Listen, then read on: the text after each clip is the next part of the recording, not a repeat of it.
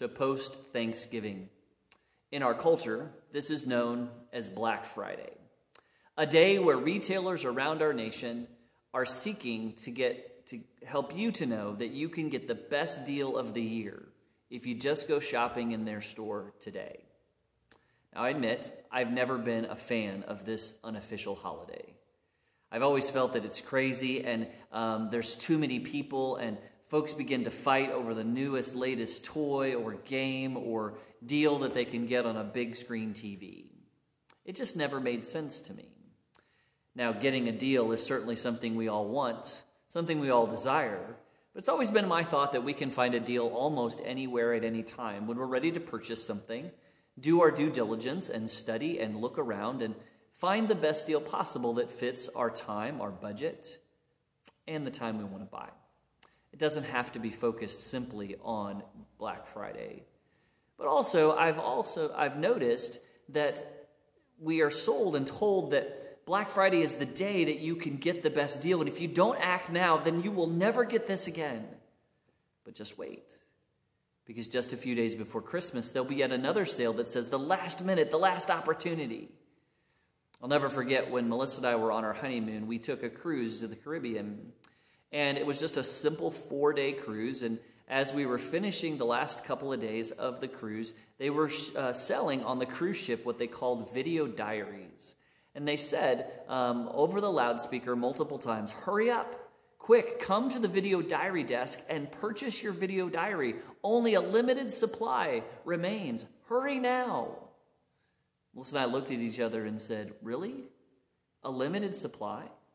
You're telling me that if I went down to the video diary desk at the last day, the last moment I got off the ship, and I said, I would like to purchase one of those video diaries, I have money right here in my pocket that I'd like to give you." They'll say, "No, thank you. We don't really want your money. We really don't want to have a profit." Well, my friends, the reason I tell you this story is because we tend to believe the things that come to us. Instead of having a discerning spirit about what is truth and what is it for us, I was reading a little bit about the history of Black Friday, and I found two very interesting thoughts. First of all, according to the History Channel, found on history.com, this tradition, or this name, Black Friday, actually began on a Friday in September, on September 24th of 1869. Two Wall Street financiers had attempted to purchase and buy as much gold as possible in the U.S. in order to drive up the price that they could then sell it for a huge profit. People began to realize that they were trying to scheme and trick those other investors, and the stock market took a hit because of that on a Friday in September. But also, another interesting fact about this idea of Black Friday also comes later on in the 1900s, when retailers were trying to figure out a way that they could move from the bookkeeping idea of being in the red or being in debt or being behind on spending more than receiving, being in the red, and how could they get to the black or making a profit? And so they realized that on sale days and preparing for Christmas, as people were purchasing more to give gifts for the holiday season, that if they marketed this and gave out opportunities to, quote, get a good deal, that they could get people into their stores and their bottom lines would change from red to black. And so on Black Friday, we are told that it's all about us, the shopper, the consumer, that if we go out and purchase and buy things in their stores, everything will be great for us.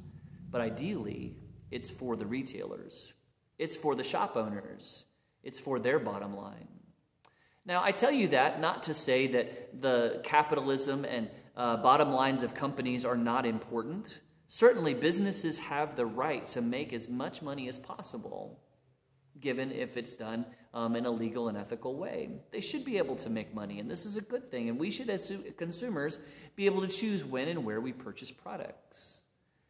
But the reason I tell you about this, and the reason I want to reflect upon it today in our devotion, is to ask ourselves, who do we trust? Do we trust our advertisers and our politicians and those who have an agenda behind what they're selling? Or as people of faith, do we trust something different? In the book of Proverbs, chapter 3, beginning in verse 6, it says, "Trust in the Lord with all your heart, and lean not on your own understanding. In all your ways acknowledge him, and he will make your paths straight. Trust in the Lord. This is hard to do because there are many voices that demand our attention. There are many voices that pull us away from the very voice of God. That's why moments like these, our devotions, are so critically important. Not necessarily to listen to me, but to listen to God and to take some time to focus on what God would want you to hear. Trust in the Lord. Lean not on your own understanding. This hit me like a ton of bricks this week as we began to figure out and try to understand what the best choices are in terms of our reaction to rising cases of coronavirus here in Macon County. What do I understand and what do you understand and what do we understand together? Ideally, as Proverbs tells us, it really doesn't matter what I understand and how I've figured it out. It matters what God is directing, how God understands this. And so, we've made some choices. Made some choices to suspend in-person worship for the next 2 Sundays, November 29th and December 6th. And then we're going to evaluate where the cases of coronavirus are in our community. And if the trend is going down, we will consider opening again. If the trend continues to rise up, as it has been, we will continue to worship online only for the remainder of December. But it's a wait-and-see kind of time.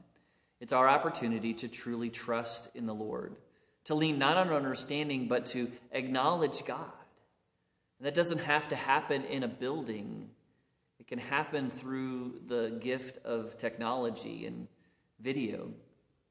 It's my hope that you will join us through this platform of YouTube or other ways that you can get this content. I encourage you to stay engaged, to stay in participation. We also begin today a Bible study series using the YouVersion Bible app. I invite you to download that and request a link to our devotions to me. You can simply text or call me with a request of that, and I'll be happy to do that, send that to you. The actual study will happen via Zoom online platform that you can also utilize through your computer or through your smartphone. And we will meet on Thursday nights at 6:30 to discuss the themes of Advent, beginning this week with the theme of peace. I invite you to join us and be a part of what we're doing to engage God and to lean into understanding Him and not us. I hope this has been helpful to you today, and I hope you have a blessed holiday weekend, and will join us online this coming Sunday at 10 a.m. for worship as we begin the Advent journey. God bless you, and have a great day.